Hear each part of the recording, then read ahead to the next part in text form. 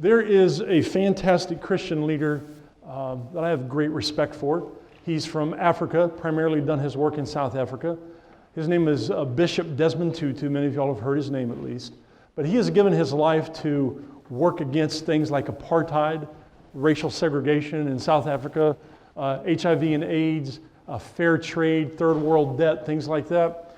He has written a few books, and a couple that I like the most.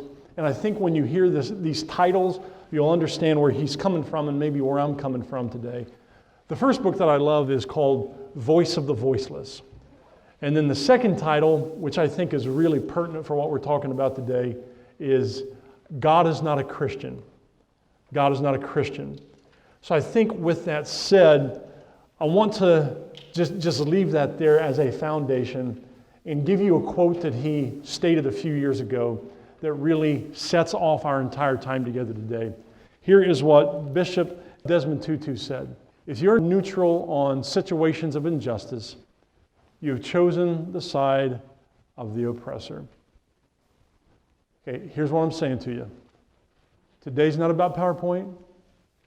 Today's not about just kind of knocking off required attendance in a class that you very likely don't even want to be in the first place. The idea of forced service is repulsive.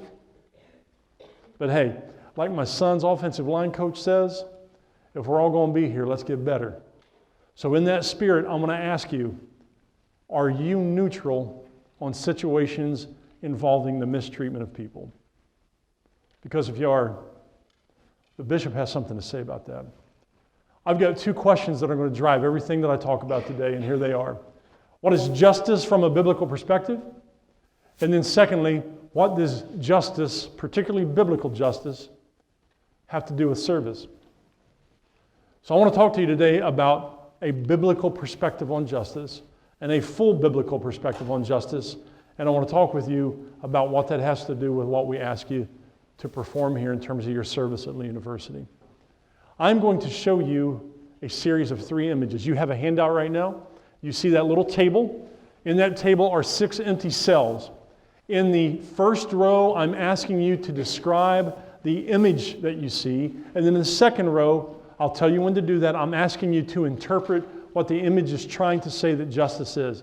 So with all that said, here's what we're going to do. We are going to jump in and we are going to talk about what justice is. So first picture. On that first row, in that first column, just write down the different aspects of the image. Just write it down. It's not real complex, and we're going to teach each other in just a second. Just write down the aspects of the image. Okay, I don't expect you to have everything written down. We're going to teach each other in just a minute. So let's maximize our time. Slip into that second row, and I want you to interpret the image in terms of what you think the image is trying to say that justice is. So second row, what's the image trying to imply that justice is?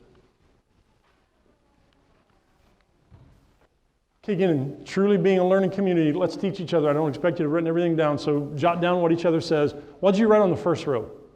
What are the different aspects of the image? Talk to me. Do what? The balance, the scales. What else? She's blindfolded. Fantastic. Scales, blindfolded. What else do you see? Sword. What else do you see? There's one other critical aspect of the image. Dressed in white. Fantastic. You guys nailed all 4 critical aspects of the image. She's dressed in white. She's blindfolded. She has scales. And she has a sword. What did you write on the second row?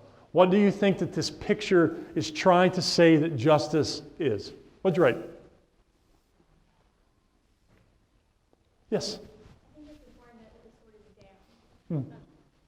I think that means that, like, you know, in times of criminal conflict, like, it's not being judged in that way. So the sword's there, but it's down. What else do you see in terms of what you think it means? What you think? Yes? That justice is not discriminative. She's blind and she can't see who you are, so it's just based on how the way that you're standing. So justice is blind. It's not going to discriminate. Fantastic. What else? What's the white robe about? Purity. Fantastic. So here are some of the key aspects.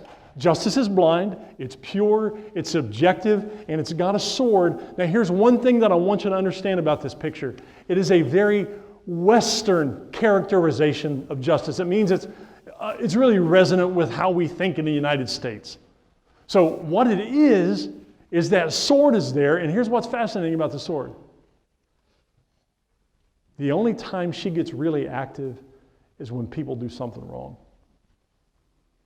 The sword's there. So there are two words that I want to kind of throw in your lap today in terms of how this image tries to define justice. Justice can be very retributive, it's about retribution, and it can be very punitive. It's about punishment, retribution and punishment. Now here's the problem. I think this idea of justice, again, is too passive. The only time it gets real active is when somebody does something wrong. Now, one of the reasons why I think this image is so important is because over the years, I've seen Lee students, including myself, bring a really narrow definition of justice to the table. So what I want to do is I want to kind of take a look at the ways that we characterize justice and then take a fuller look. Now, here's the second image. You guys did great on the first one. Here's the second image, and let me give you just a really quick heads up. This is a drawing from a student leader about 10 years ago. In my undergrad leadership class, I used to ask my students to do one thing, 2 words. I would give them a blank sheet of paper, give them some markers, and I would ask them to do this. Draw justice. Now, Kylie, again, about 10 years ago, fantastic student leader. However, she was horrible at art. In fact, I think she had flunked art since 6th grade. You'll see what I'm talking about here in just a second, but I want to show you what was a really common way for people to draw justice and characterize it. So again, on that first row, I just want you to write down what you see. I'll give you a cue to interpret it, and then we'll talk. So here we go. Don't laugh at her lack of skills. Go ahead and write in that first row. What's in the picture? And again, we'll talk.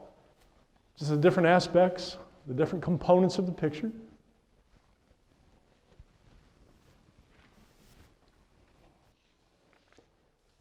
Now again, we'll teach each other in a second. Slip down to that second row, write some thoughts. We'll talk in a minute. What was Kylie trying to say justice is?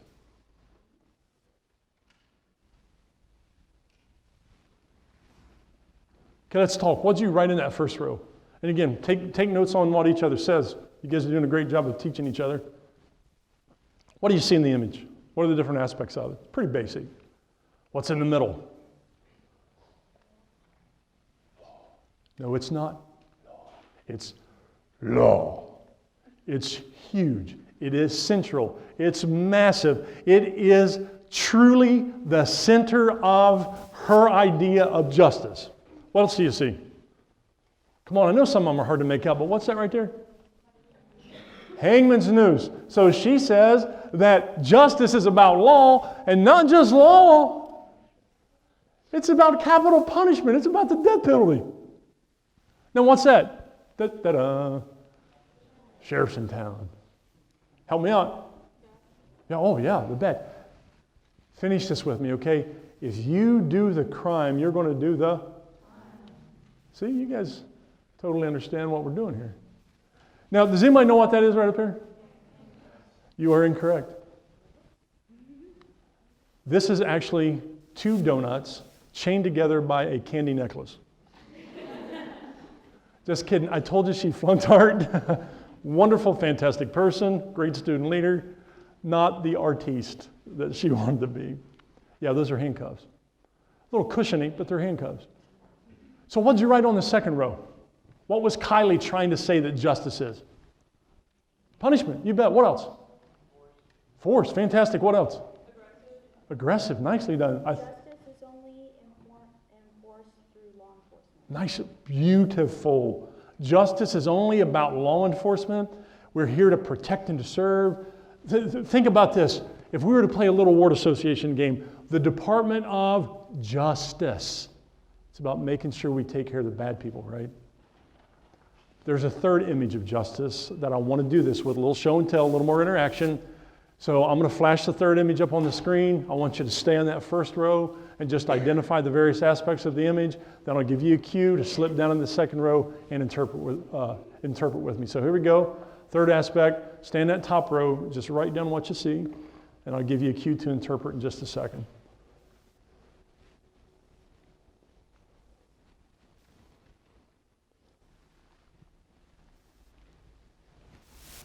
Again, we're going to teach each other in just a minute. Slip down to the second row.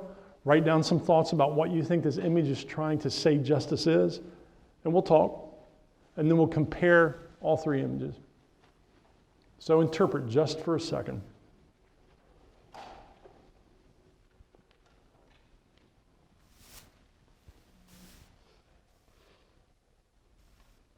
So let's talk. Let's teach each other. What did you write in the first row?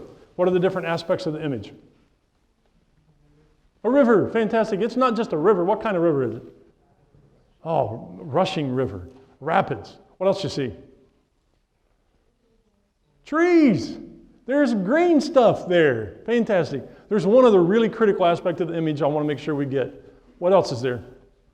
Rocks. Fantastic. The three major aspects of this image are a whitewater river, rocks, and vegetation and trees. Now, with that said, what'd you write on the second line? What's justice? Justice is natural. Fantastic. What else? Help me out. Justice is what? Continuous. Fantastic. What else? Yes. Beautiful. Fantastic. Rocks can represent the various obstacles that try to keep justice from flowing. But here's what's amazing. Given enough time, that river will erode those rocks. Now that'll preach. I don't care who you are. Bottom line is this. Even the most significant obstacles cannot stop the flow of justice. And here's the reality. I don't know how many of you remember on the steps of the Lincoln Memorial about 50 years ago, this fellow that you've heard about, his name is Martin Luther King Jr. He said, I have a dream today. He said, let justice roll down like a mighty river, righteousness like a never-failing stream. Now, I like Martin Luther King Jr. a lot. In fact, we're actually going to throw some quotes up by him in just a minute. But here's the idea. He didn't come up with that justice is a river thing. It actually comes right from the book of Amos in the Old Testament. And here's the difference among the three images. Here's the bottom line issue. Let justice roll on like a river, righteousness like a never-failing stream. So the first two images, it's about being punitive, being attributive. And please understand, that's an important part of justice, but it's a really narrow piece of justice. Here's what justice is. Justice is about a mighty surging river that can't be stopped. It's natural. You might be able to impede the flow for a little bit, but God's justice is coming. And not only is it coming, it's going to erode the most significant obstacles. And here's what's amazing about that picture. And let me go back to that picture a little bit. Everything is green around it. Justice is about giving life to everything we touch. It ain't just a river. It's about giving life. It's about the ecosystem. It's about everything that surrounds it. So here's my question to you. If justice has anything to do with following Christ, and if justice has anything to do with why we do service at Lee University, am I giving life to everything I touch? Are you giving life to everything you touch? Are we so committed and so forceful in our lives that even the most significant obstacles are going to be eroded because of the power of God's justice that we're trying to enact? So, let justice roll on like a mighty river, righteousness like a never-failing stream. So I'm going to ask you to kind of engage me here just for a second. One of my favorite bands down through the years has been Dave Matthews. Dave Matthews wrote a song years ago called You Might Die Trying. Now what I want to do is I want to play this video for you. And what this video does is it captures a lot of pictures of our students serving down through the years. It's also going to present you with some provocative quotes. You might agree with some of them, you might not. But it's also going to play the song as the soundtrack to the video that the lyrics are on your sheet about. So you might die trying. So here's what I want you to do. I want you to pay attention to the screen, look at the quotes, look at the images, pay attention to the lyrics, and then we're going to talk about it at the end. What does this video, what does this song have to say about justice? You might die trying, Dave Matthews.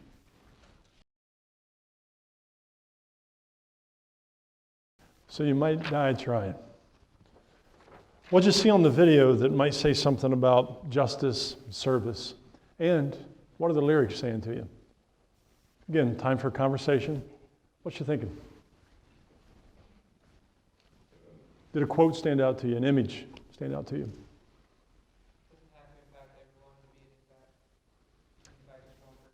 Bingo.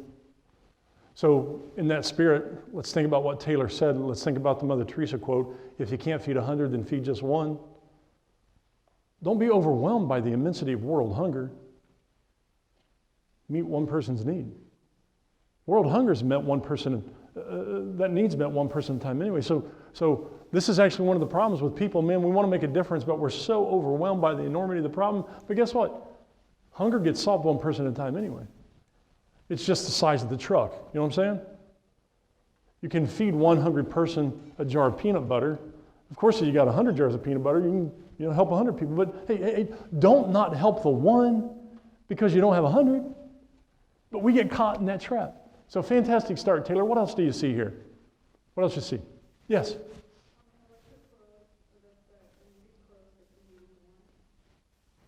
Yeah, that one's a rough one, isn't it?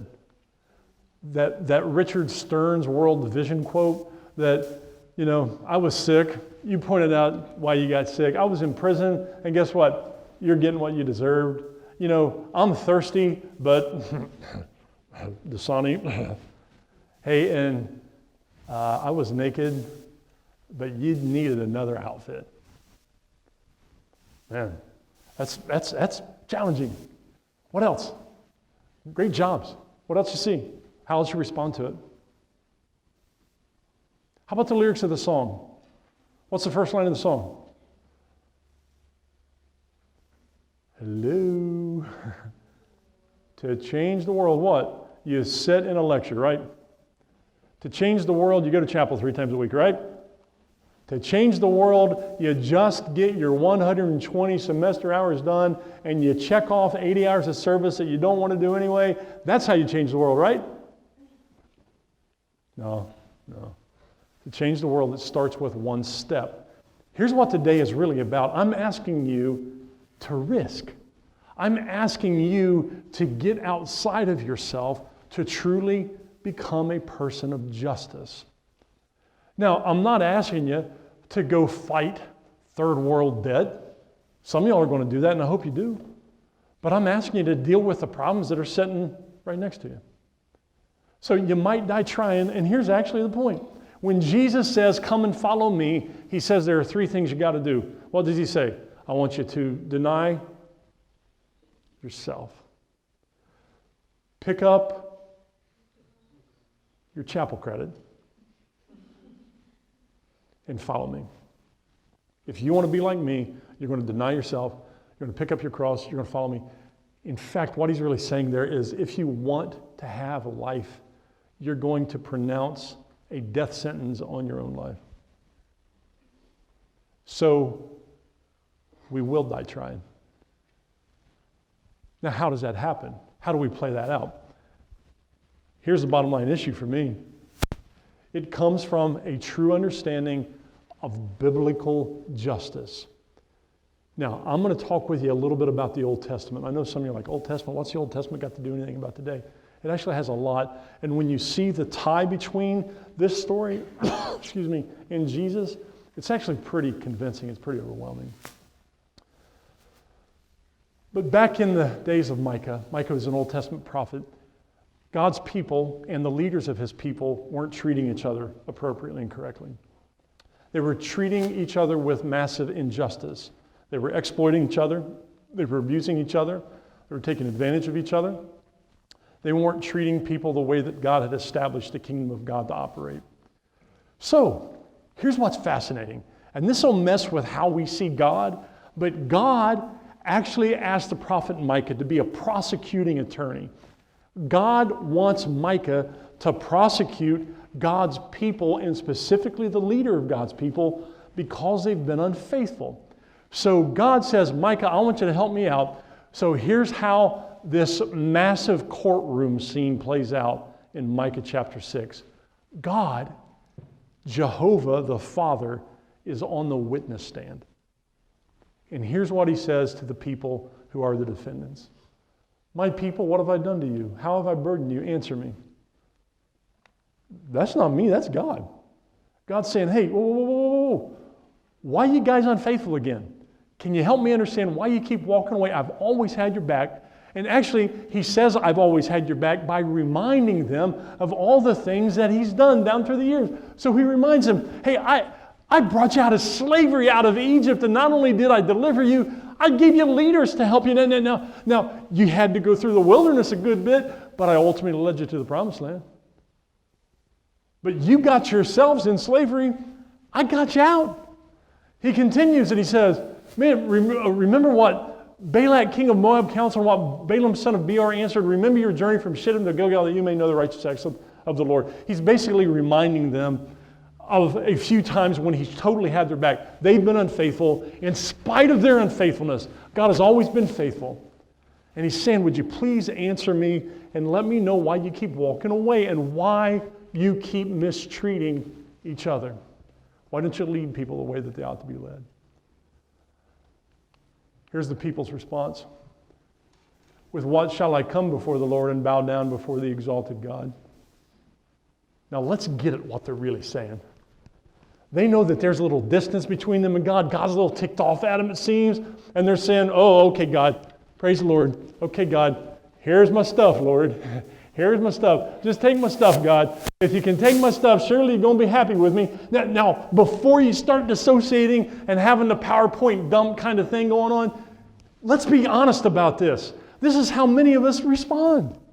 We know that there's a distance between us and God. What do we start giving Him? Our stuff.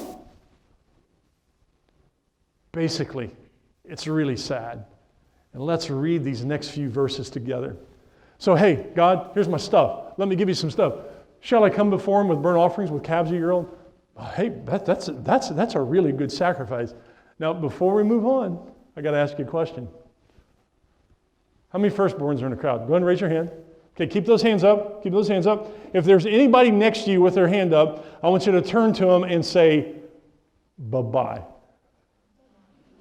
Come on, let's have a little fun with it. Say, it's been nice knowing you. Bye-bye. You know, I'll do the eulogy. Bye-bye. Your time's about up. So here's how the people continue to try to appease God. Will the Lord be pleased with thousands of rams, with 10,000 rivers of oil? Bye-bye. Shall I offer my firstborn kid to make God happy because I know that God's not happy with me right now? It's like your parents are like, okay, God, there's a little chasm between us, and to make you happy, here's Johnny. Yeah, it's pretty hardcore. Now, before you're like, oh man, that would never happen. My parents are so righteous. I want you to think about the most important person or most important thing to you. And I want you to think about it this way, that you know that there's distance between you and God. You know things ain't right. And He's saying, hey, will you help me out here? Will you please answer me? You know, why are we not closer? And you say, okay, God, here's my stuff. And you say, all right, God, you can have all my stuff. You know, you can have all my clothes. You can have my car. You know, I'll start waking up at 7 and praying and going to the rec center, whatever you come up with. But then you're like, you know, my sister, my roommate, my boyfriend, my girlfriend, take them. Will you be happy with me if I give up the things that are really important to me? But here's how Micah the prophet answers, because we have a tendency to try to make God happy by giving stuff up. God doesn't want stuff. He doesn't want sacrifice. Here's what He wants. He has showed you, O mortal, what is good. And what does the Lord require of you? To act justly, to love mercy, and to walk humbly with your God.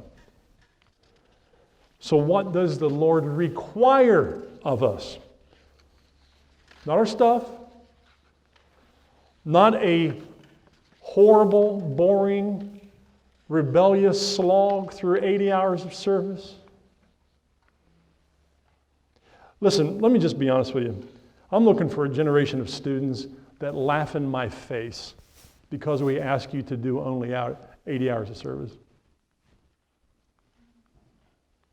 It's not a requirement, it's a lifestyle. It's not a requirement, it's a lifestyle. Now, you might be thinking, okay, Mike, that's fine, that's good. Mike is Old Testament. And again, the Old Testament is just outdated, it's outmoded. It has nothing to say about today because that's about justice. And today, Jesus is about love. Jesus is about making sure I'm happy because, every day's a Friday. Or he wants to give me my best life now. It's about my happiness. Because the Lord said in the Lord's Prayer, Lord, give me this day my daily bread. It ain't my bread, it's our bread. So here's what I'm saying to you is, not only is that way of thinking about Old Testament stuff really kind of jacked up, think about what it says up on the screen right now. What does the Lord require of you? To act justly, love mercy, walk humbly with your God. Fast forward hundreds of years to Matthew 23. And Jesus is talking with the leaders of the day and his people again. Matthew 23, and it gets pretty interesting here. Woe to you teachers of the law, you Pharisees. Catch this. You hypocrites. Jesus is telling the leaders of the day, you guys are fake. You guys are engaged in a charade. You guys are just players. You guys are acting this thing out. And then he calls them on it. He says, you tithe, your mint, your dill, and your cumin. These are some of the smallest herbs. And in fact, there was a lot of disagreement back in the day. Should we have to give 10%, 1/10 of the smallest things? And a lot of people said no because they're so insignificant. But here's what Jesus is saying. You are so focused on the insignificant minutia of the law. It's like you've got OCD about this stuff. But you've done all these things, but you have neglected the weightier, as it says in the King James Version, the weightier, or the NIV, the more important, the more significant matters, justice, love, mercy, and faithfulness. And then he says, you should have done the first thing, but you've forgotten the bigger things. Now here's where it gets really interesting. And unless you had a really good kind of biblical education in children's church or your parents were really good, here's where it gets really, really kind of focused. He says, you blind guides. He's calling these religious leaders of the day, you blind guides. And he says, you strain out a gnat, but you swallow a camel. Now, you can see up here, I got a couple of props, and I want to show you exactly what Jesus is talking about. I'm going to need a little help here. Need a little help. Can you give me a hand? I just want you to stretch this. Stretch that pretty good. It's a piece of gauze. I'm going to show you what Jesus was talking about, his little object lesson here. Bam. Oops. Thank you. So what I have here is this little piece of gauze. So here's what would happen. Back in Jesus' day, if somebody wanted to get a drink, they just go to the faucet, right? They just go down to the convenience store, grab a bottle of Dasani, right? Jesus had a Brita, right? Come on, Jesus gave all the disciples Yetis, right? Oh, hey, Peter, put some ice in my Yeti. It won't melt because I'm Jesus. No, seriously, come on. If they wanted to get a drink back in that day, somebody in the house, oftentimes the woman of the house, would go down to a well or they'd go to an aqueduct and they'd take a big old pitcher, a big old basin with them, and then they'd go down there and fill up the water, and then they'd bring it home and they'd keep this pitcher of water sometimes for days. They didn't have refrigerators. They didn't have places to store their water and keep floaties out of their water. The kind of water that they would have drunk back in the day, if they're dipping it out of this pitcher or something, it would have had floaties. It's like, I don't know if you've ever had a kid brother or sister or your babysat somebody, your nephew or niece. If you drink after a 1-year-old, exactly. Some of y'all, your faces are saying everything I need to say about it. But back in Jesus' day, they'd have this pitcher, and here's what they'd have to do. If they wanted to drink a water, they would go get like a piece of cloth, like a filter. It's almost like a coffee filter for us today. They would take this, they'd go to the pitcher that they got from the well to the aqueduct, and then they'd do this. They'd put the filter over the cup. Bam. They would strain out all the little stuff. They would strain out the gnats. And Jesus is saying, dude, you guys are so focused on the small stuff, but here's where Jesus gets really interesting. You strain out the small stuff, but here's what you're doing. Okay, you get the absurdity of it today. Just when you think Jesus is just like the white guy from Marietta who drives a Beamer and makes everybody happy, hey, hang on, folks. You strain out the minor stuff and you've swallowed a camel. Hang on. Just when you don't think that Jesus might play on the fringes of sarcasm a little bit, take a look.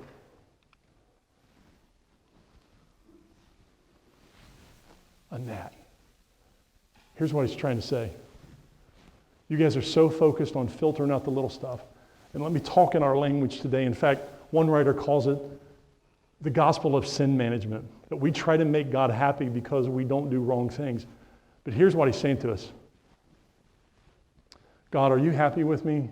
God, thank you so much. I went to 70% of my chapels last month. Are you happy with me? That's what you require of me, right? Lord, I've not cussed in 15 minutes, Lord. Jesus, thank you. I've not clicked on porn for a day. God, aren't you happy with me? Me and my guy, we hadn't crossed that line in a couple weeks, Lord. Aren't you happy with me? God, I've really been trying to control my lust lately. Aren't you pleased with me? God, I'm going to get a 3.7 this semester. You're going to be happy with me and you're going to give me a scholarship. God, I've even stayed awake during the benevolence lecture today. Aren't you happy with me? Come on, don't we think like that? I think like that. I'm honest enough to roll with it and say I think like that. But here's what God's saying. You're really focused on the wrong stuff. Not that the things that I just said are bad. But do you care about justice? Do you give a rip about people?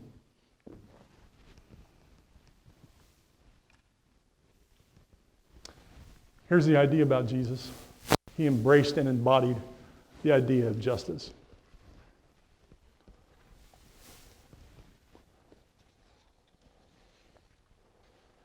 And I want to give you a full definition of biblical justice. Because I've already made the point, many of us bring really inadequate perspectives. So here we go, 4 prongs. Justice is about working toward the deliverance of the poor and powerless from the injustice that they regularly experience. Now please make a note on your handout. Just say, poverty isn't just economic, okay? Poverty has everything to do with how we feel. Poverty has to do with spiritual poverty, emotional poverty, psychological poverty. Poverty has to do with whether or not we feel like we belong. Poverty has to do with whether or not we have any self-worth whatsoever. And let me just go ahead and say this. There is a 100% chance that the person sitting in your chair has or is experiencing some form of poverty right now. So let's not just think, oh, I'm going to crossover on Saturday to deal with poverty. No, poverty happens when you walk out of the class. Poverty's happening right now. Here's the second point, what justice is. Lifting the foot of domineering power off those who are dominated and oppressed. I really wish I had time to talk about this, but I think that there are subtle forms of discrimination, domination in our society that we as a church have to start dealing with. Here's the third aspect. It's stopping the violence and establishing the peace. Stopping the violence and establishing the peace. It's not enough to just make sure people aren't being hurt. We want them to have good relationships. And then finally, restoring the outcasts, the excluded, the exiles, and the refugees to community. This is one that I believe we at Lee University have got to start taking more seriously. I mean, there are people all around us, and again, including the people sitting in our chairs, who don't feel like they belong. They don't feel like they matter to anybody. How can we take that seriously and have a more just campus. So here is my bottom line invitation to you. You might die trying. Here's the point. We have to embrace justice as something that calls us to action. It's not a concept, it's not a theory, it's not something to write down in the lecture. We got to do something about it. Now, if you're like me, I can't stand it when people just come talk to me and they don't let me know why they're telling me what they're telling me. And I like for people to be open and honest and authentic. So, in the spirit of that, and in the spirit of trying to be forthright with you about why I care so deeply about all this stuff, I want to share something from my past. It is not intended to be a manipulative, kind of altar call kind of moment where you feel guilty and then you leave wanting to be more just. Not at all. I'm simply asking you to consider where I'm coming from, and I want you to join me in the river of justice. That's what this is all about. This is a picture of my family from 1971.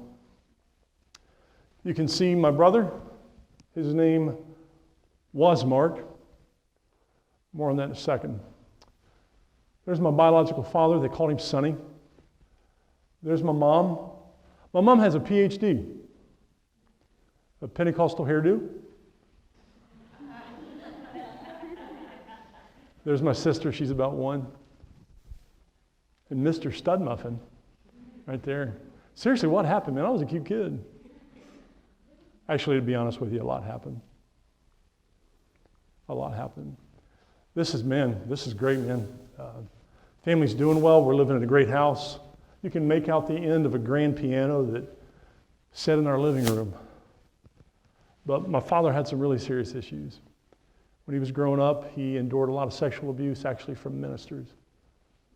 And he was troubled.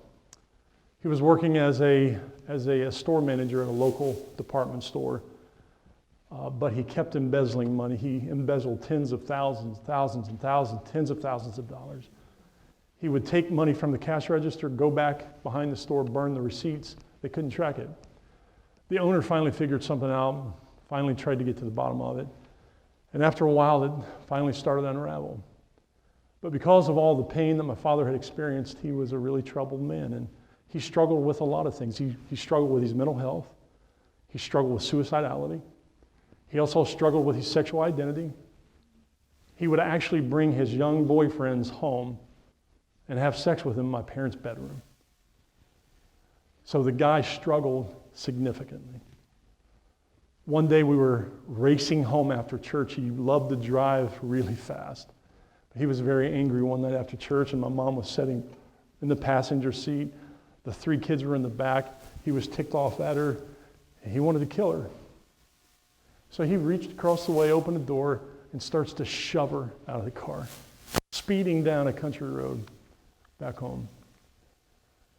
Well, through a series of events, everybody kind of started to catch on as to what he was doing. An attorney actually figured it out and called my mom and helped to get the news to us, say, hey, listen, it's all falling in, you need to leave. Well, my father caught wind of it, and one day he set us down on that couch right there,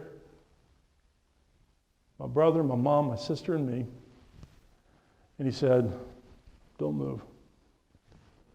He pointed at my mom and said, I'm going to shoot you first. My brother, you're next. Me, Mike, you're third. My sister, you're fourth. He said, then it's me. He said, don't move. I'm going down to the basement to get the shotgun. He went down to the basement to get the shotgun. My mom took the chance to save her life and her kids' lives. Grabbed my brother, my sister just one, dragging her outside, hollering at me, Mike, come on, Mike, come on, Mike, come on. I didn't go. I was confused. You know, she's scurrying them out there on either side of her, and I try to hide from my father. But I hear him.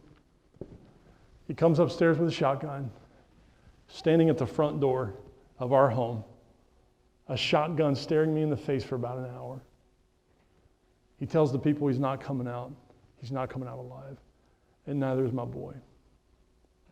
And you want to talk about confusion and pain? This man who brought me into the world, this man who was supposed to show me love, this man who was supposed to protect me, this man who was supposed to help me become a man, this man who was supposed to provide for me, he was going to take me out.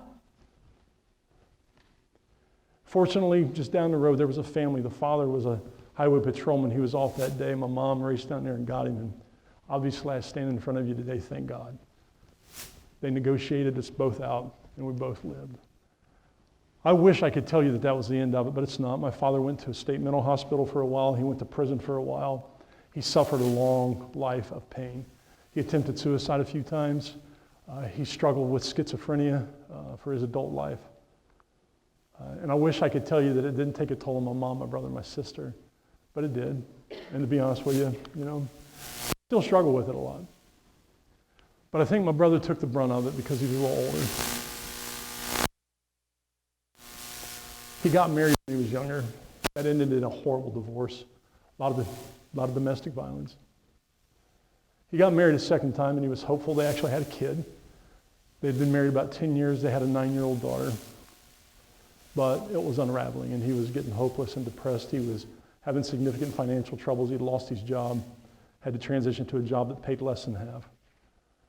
He and his wife had just had a huge argument. She had left to go talk to her mother. She came back. He was standing in their kitchen and he asked his wife, "Would you please stay right here? I want to ask you something." He called his daughter out of the bathroom and he was standing just right next to the counter and he looked at him and he asked them one question. "Do you love me?" And they said yes. He reached to the counter, took a knife, and took his own life. I'll never forget the morning I got the call. Your mother's on the other end of the phone. You can't calm her down. You lose your brother. It happened May 1st, 5 years ago. This time of year, I always kind of get this preparatory thing going on. I don't look forward to May 1st. But you want to know why I care deeply about people who are suicidal? You want to know why I care deeply about people who have been abused? You want to know why I personally serve with homeless people? You want to know why I choose to do church the way I do church? Not in a big fancy building, but in a local community youth center for people who are dejected and down and out. You want to know why I want to come to you and ask you to join me in this river of justice? Now you know why. I'm going to say a prayer over you, and then I'll give you the last slide. But here is the prayer. May God bless you with discomfort at easy answers, half-truths, and superficial relationships, so that you may live deep within your heart. So let me just be upfront with you. I want you to be uncomfortable. May God bless you with anger. I want you to leave ticked off today at injustice, oppression, and exploitation of people so that you may work for justice, freedom, and peace. Here's the second part of the prayer. May God bless you with tears. God, I want you to be emotionally in the game, to shed for those who suffer from pain, rejection, starvation, and war, so that you may reach out your hand to comfort them and to turn their pain into joy. And this is the pinnacle of my prayer. You guys have no idea how much I believe in you. God, I know many of you in this room, and I know how incredible you are, and what great gifts and what huge hearts you have. This is the end of the prayer. May God bless you with enough foolishness to believe that you can make a difference in this world so that you can do what other people don't think can be done. I pray this for you all the time. Will you join me in the river of justice? Here's a quote from a pastor of a church up in Chicago. His name is Bill Hybels. I firmly believe that if you will expand your world, if you will expose yourself to soulful experiences that stretch your thinking, if you will seize innovative opportunities for service, then something in our need-laden world will grab hold of you and just not let go.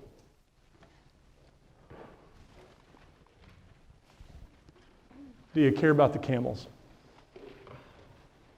that you care about people. Thank you so much for your time. I'll see you around.